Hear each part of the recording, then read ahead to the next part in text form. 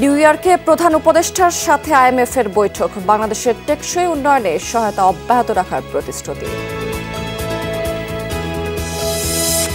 গ্রাহক চাহিদা মেটাতে হিমশিম খাচ্ছে দুর্বল ব্যাংক। নিয়ন্ত্রক সংস্থার গ্যারান্টির পরও মিলছে না কোনো ধার, বিস্মিত বাংলাদেশ ব্যাংক। আজও গাজীপুর এবং আশুলিয়ার ৩২টি কারখানায় উৎপাদন বন্ধ রয়েছে। সচল গার্মেন্টসে বেড়েছে কাজের চাপ, তৎপরতা বাড়িয়েছে শিল্প পুলিশ।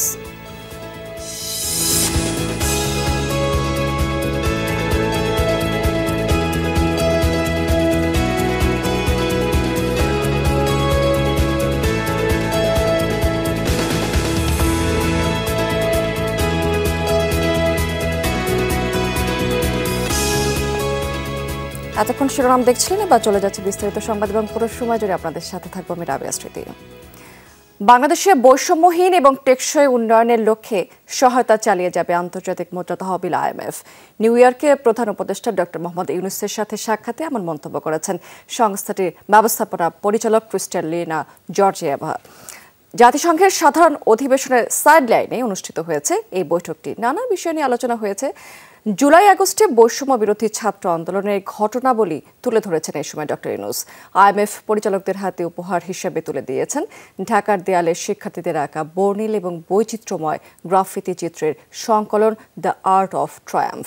ডক্টর ইউনূসের সাথে সাক্ষাৎ নিয়ে নিজের এক্স হ্যান্ডেলে পোস্ট করেন ক্রিস্টালিনা। দুজনের বৈঠককে উৎসাহব্যঞ্জক আখ্যা দিয়েছেন তিনি। বাংলাদেশের মানুষের জীবনমান উন্নয়নে ডক্টর ইউনূসের ভূমিকার প্রশংসা করেছেন তিনি এ সময়।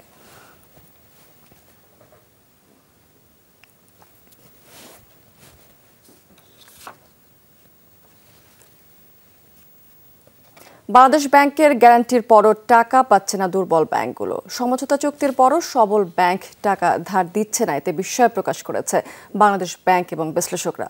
তারা বলছেন দুর্বল ব্যাংকগুলোকে আস্থায় না নেওয়ার যৌক্তিক কোনো কারণ থাকতে পারে, কিন্তু আর্থিক খাতের স্বার্থে বাংলাদেশ ব্যাংকের গ্যারান্টি আমলে নেওয়া উচিত। অনিয়ম দুর্নীতির কারণে দুর্বল হয়ে পড়েছে বেশ কয়েকটি বাণিজ্যিক ব্যাংক। শরিয়া ভিত্তিক ব্যাংকগুলোর অবস্থা সবচেয়ে খারাপ। চাহিদা মতো গ্রাহকের আমানত ফেরত দিতে পারছে না এসব ব্যাংক। বাংলাদেশ ব্যাংকে থাকা চলতি হিসাবে ৯ ব্যাংকের ঘাটতি ১৮,০০০ কোটি টাকার উপরে। ৭,৩০০ কোটি টাকা ঘাটতি নিয়ে সবার উপরে ফার্স্ট সিকিউরিটি ইসলামী ব্যাংক। সোশ্যাল ইসলামী ব্যাংকের ঘাটতি ৩,৪০০ কোটি টাকা। এরপরই আছে ন্যাশনাল ইউনিয়ন এবং ইসলামী ব্যাংক।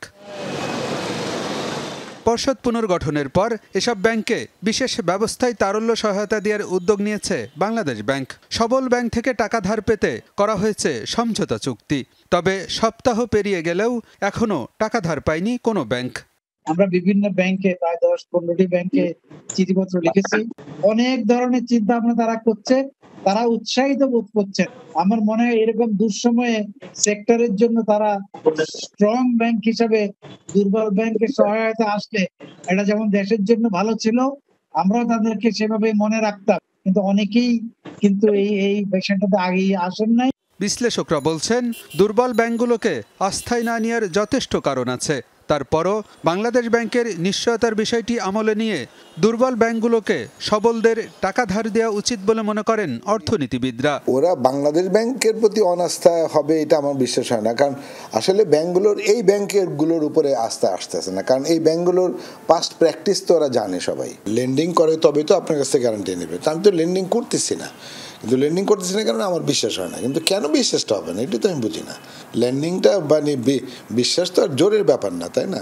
যেখানে central bank is giving the guarantee যে ঠিক আছে ওই ব্যাংক যদি ফেল করে তো ডেফিনেটলি আমি তোমাকে দিয়ে দিব, তাই না?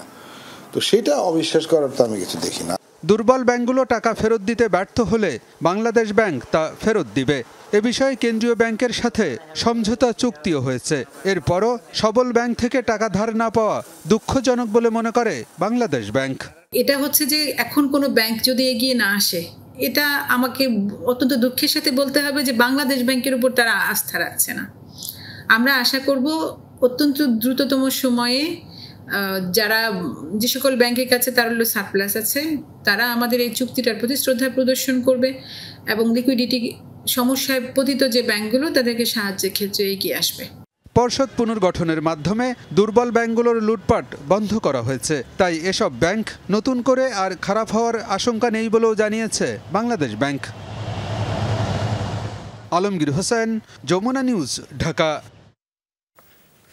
সচল গাজীপুর এবং আশুলিয়া শিল্পাঞ্চলের বেশিরভাগ কারখানাগুলো সকাল থেকে শুরু হয়েছে উৎপাদন ব্যবস্থা। বৃষ্টি উপেক্ষা করে নির্ধারিত সময় কারখানায় প্রবেশ করেছেন শ্রমিকেরা। অধিকাংশ কারখানাতেই শুরু হয়েছে উৎপাদন। তবে আশুলিয়ায় অনির্দিষ্টকালের জন্য বন্ধ রয়েছে 14টি এবং সাধারণ ছুটি ঘোষণা করা হয়েছে 5টি কারখানাতে। এছাড়া গাজীপুরে স্থায়ীভাবে বন্ধ 3টি এবং অনির্দিষ্টকালের জন্য বন্ধ 10টি কারখানা। ব্যবস্থাপকরা জানিয়েছেন সময় মতো রফতানি পণ্য পাঠাতে চলছে তোড়জোড়। ওভারটাইমের ক্ষেত্রে মানা হচ্ছে শ্রম আইন। সময় মতো রফতানি আদেশ অনুযায়ী পণ্য পাঠাতে চান উদ্যোক্তারা। অনেক কারখানায় কাজে চাপ এখন একটু বেশি। শিল্পাঞ্চলের নিরাপত্তায় রয়েছেন আইন শৃঙ্খলা রক্ষাকারী বাহিনীর সদস্যরা। সকাল থেকে বিভিন্ন গুরুত্বপূর্ণ পয়েন্টে মোতায়েন রয়েছে শিল্প পুলিশ, র্যাব, বিজিবি সহ সেনাবাহিনীর সদস্যরা।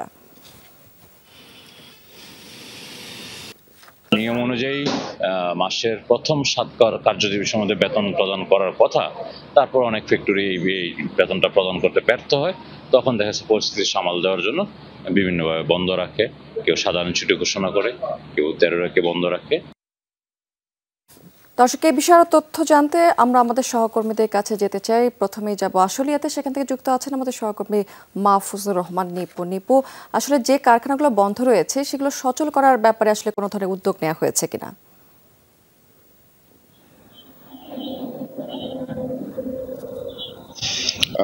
স্মৃতি, আসলে এই বিষয়ে কথা বলেছিলাম শিল্প পুলিশের যিনি পুলিশ সুপার রয়েছেন ওনার সঙ্গে। তিনি যেটা বলছেন যে এরই মধ্যে বিজিএমইএ এবং শিল্প পুলিশ এবং যৌথ বাহিনী যারা রয়েছেন তারা কিন্তু মালিক কর্তৃপক্ষের সঙ্গে কথা বলছেন এবং তারা চেষ্টা করছেন খুব দ্রুতই যেন কারখানাগুলো খুলে দেওয়া হবে। তবে এর ভিতরে যে সব কারখানাগুলো বন্ধ রয়েছে, যেমন আজকে 14টি কারখানা অনির্দিষ্টকালে বন্ধ রয়েছে, এর মধ্যে কয়েকটি কারখানার মালিকরা তাদেরকে জানিয়েছেন যে শ্রমিকদের যে বেতন দেওয়ার মতো তাদের এই মুহূর্তে সমর্থন নেই এবং এর জন্যই কিন্তু তারা কারখানাগুলো বন্ধ রেখেছেন। এই বিষয়টি নিয়ে কিন্তু কথা বলেছেন বা কথা চালিয়ে যাচ্ছেন বিভিন্ন সংশ্লিষ্ট তারা, যে কিভাবে শ্রমিকদের এই বেতন পাওনা পরিশোধ করা যায়, কিভাবে এই কারখানাগুলো খুলে দেওয়া যায়, এই বিষয়টি নিয়ে কিন্তু তারা কাজ করছেন, এমনটি কিন্তু শিল্প পুলিশের পক্ষ থেকে আমাদেরকে জানিয়েছেন। আরেকটি প্রশ্ন করেছিলাম যে আসলে অন্যান্য কারখানাগুলো কেন বন্ধ রয়েছে। তারা বলছেন যে এরই মধ্যে বেশ কয়েকটি কারখানার সঙ্গে তারা কথা বলেছেন। তারা বলছেন যে তার খুব দ্রুতই 2-1 দিনের ভিতরেই বেশ কিছু কারখানা খুলে দেবে এবং শ্রমিকরা কাজে যাতে যোগ দিতে পারে সেই পরিবেশ সৃষ্টি করবে, এমনটি কথা দিয়েছেন প্রশাসনের কাছে। এমনটি কিন্তু আমাদেরকে জানিয়েছে শিল্প পুলিশ। তো আজকে একটি বিষয় জানিয়ে রেখে, আজকে কিন্তু শিল্পাঞ্চলের অবস্থা একবারে স্বস্তি রয়েছে। তো সবকিছু মিলে বলা চলতে পারে এখন পর্যন্ত আসলে শিল্পাঞ্চল অনেকটাই স্বস্তিতে রয়েছে। স্মৃতি, নিপু, অনেক ধন্যবাদ আপনাকে।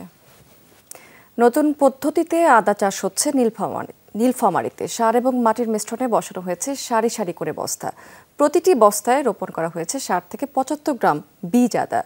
মৌসুম শেষে প্রতিটি বস্তায় 2 থেকে 3 কেজি আদা উৎপাদনের স্বপ্ন বুনছেন এখানকার চাষিরা। কৃষি সম্প্রসারণ অধিদপ্তর বলছেন, বস্তা পদ্ধতিতে আদা চাষে পচন রোগ একেবারেই কম থাকে। এই পদ্ধতি বেশ জনপ্রিয় হয়ে উঠেছে ইদানিং।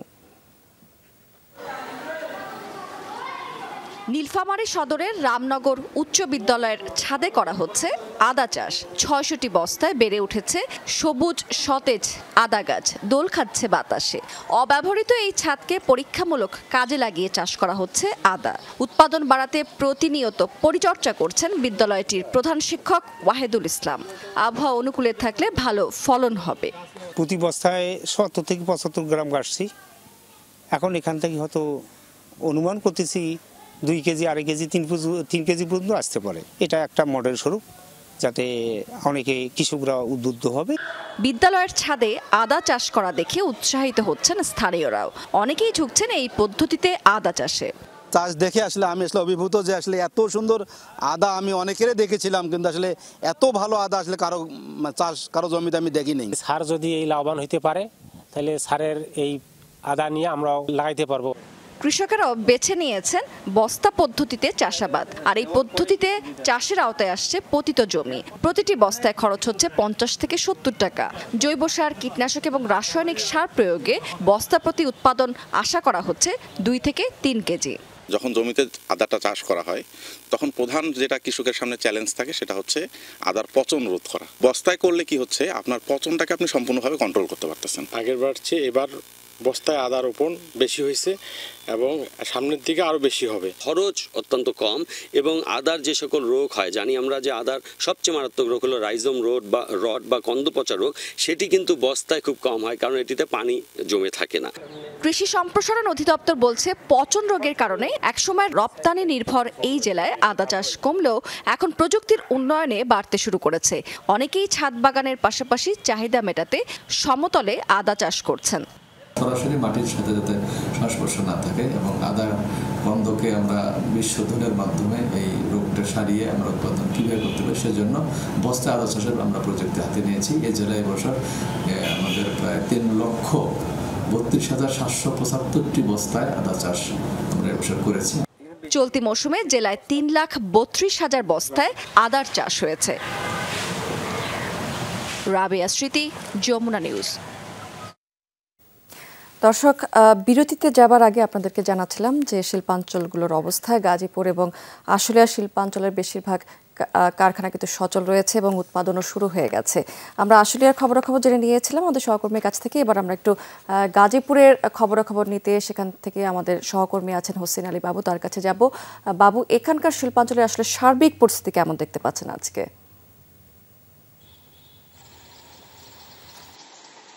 গাজীপুরে সকাল থেকে আসলে শিল্প কারখানায় তারা শ্রমিকরা কিন্তু আসলে দলে দলে যোগ দিয়েছেন তাদের কর্মস্থলে। আসলে বৈরী আবহাওয়া অপেক্ষা করে কিন্তু আসলে তারা তাদের কর্মস্থলে গিয়েছেন এবং তারা উৎপাদনে যে কার্যক্রম সেটা কিন্তু আসলে স্বাভাবিক রয়েছে।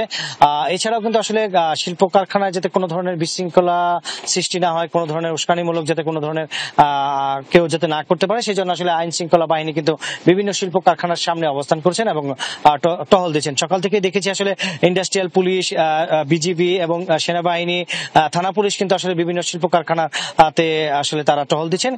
কিছুক্ষণ আগেই একটি শিল্প কারখানা আসলে জুট ব্যবসা নিয়ে একটু ঝামেলা হয়েছিল, সেখানে আসলে পুলিশ এবং সেনাবাহিনী এসে সেটা স্বাভাবিক করেছে। আসলে স্থানীয়ভাবে আসলে উৎপাদনে কোনো ঝামেলা নেই, শ্রমিকদের কোনো ঝামেলা নেই, কিন্তু আসলে স্থানীয় জুট ব্যবসা নিয়ে কিছুটা ঝামেলা হচ্ছে একটি কারখানার সামনে। সেই কারখানায় ব্যাপক পরিমাণ পুলিশ, সেনাবাহিনী, র্যাব কিন্তু ওইখানে অবস্থান করছে।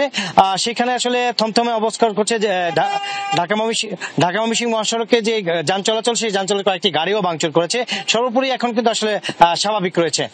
সেটি বাবু, অনেক ধন্যবাদ আপনাকে। দর্শক, এবার জানিয়ে দেবো আজকের পুঁজিবাজার লেনদেনের এই মুহূর্তের আপডেট। আজকেও কিন্তু আমরা ঊর্ধ্বমুখী প্রবণতা দেখতে পাচ্ছি কালকের ধারাবাহিকতা বজায় রেখে, এবং আজকেও ঢাকা এবং চট্টগ্রাম, যদিও ঢাকার শেয়ার বাজারে প্রধান সূচক বাড়লেও চট্টগ্রাম শেয়ার বাজারে আবার কিছুটা কমেছে, কিন্তু ঢাকার শেয়ার বাজারে যদিও বেশিরভাগ প্রতিষ্ঠানের শেয়ারের দাম কিন্তু আবার কমে গেছে। আজকে ঢাকার শেয়ার বাজারে গতকালকে আমরা যেমনটি দেখছিলাম যে প্রধান সূচক কিন্তু 17 পয়েন্টের মতো বেড়েছিল এবং লেনদেন হয়েছিল 700 কোটি টাকার উপরে, কিন্তু আজকে আমরা দেখতে পাচ্ছি প্রধান সূচক ইতিমধ্যেই 25 পয়েন্টের মতো বেড়ে 5,803 পয়েন্টে অবস্থান করছে। অন্য আরও দুটি সূচক কিন্তু বেড়েছে। ডিএসএস সূচক সেটিও 14 পয়েন্টের বেশি বেড়ে 1,302 পয়েন্টে আছে, এবং 30 সূচক যেটি সেটি আমরা দেখতে পাচ্ছি 9 পয়েন্টেরও বেশি বেড়ে 2,119 পয়েন্টে অবস্থান করছে। এবং আজকে ঢাকার শেয়ার বাজার এখন পর্যন্ত টোটাল ট্রেড করে ফেলেছে 367 কোটি 71 লাখ টাকার মতো শেয়ার। এবং ট্রেড হওয়া কোম্পানিগুলোর মধ্যে যেমনটি বলছিলাম যে বেশিরভাগ প্রতিষ্ঠানের শেয়ারের দাম কমে গেছে। সকালের দিকে আমরা দেখতে পাচ্ছি 269টি কোম্পানির শেয়ারের দাম পড়ে গেছে, মাত্র 71টি কোম্পানির শেয়ারের দাম বেড়েছে এবং 52টি কোম্পানির শেয়ারের দাম কিন্তু অপরিবর্তিত রয়েছে।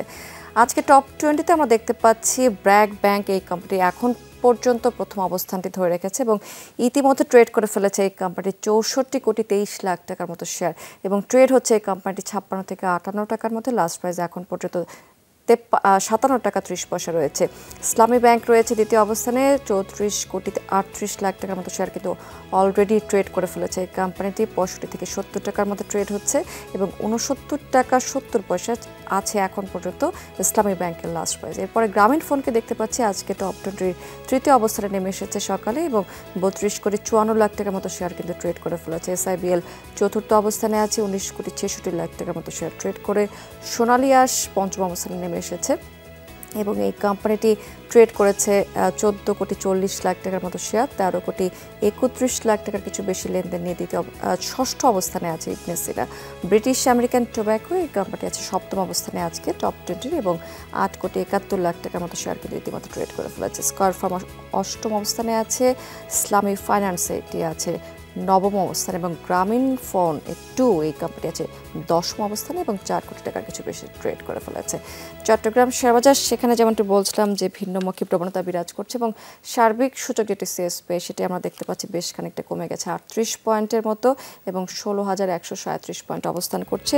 অন্য আরও একটি সূচক কমেছে সিএসসিএস সূচক সিএস, সেটি 7 পয়েন্টের মতো কমে 9,763 পয়েন্ট অবস্থান করছে। তবে সিএসসি 30 সূচক যেটি সেটি 38 পয়েন্টের মতো বেড়েছে এবং 12,977 পয়েন্ট অবস্থান করছে। এবং আজকে সিএসসি টোটাল ট্রেড করে ফেলেছে ইতিমধ্যে 3,34,00,000 টাকার মতো শেয়ার, 159টি প্রতিষ্ঠান টোটাল ট্রেড করে হয়ে গেছে এবং 115টি কোম্পানির শেয়ারের দাম ইতিমধ্যে আবার পড়ে গেছে।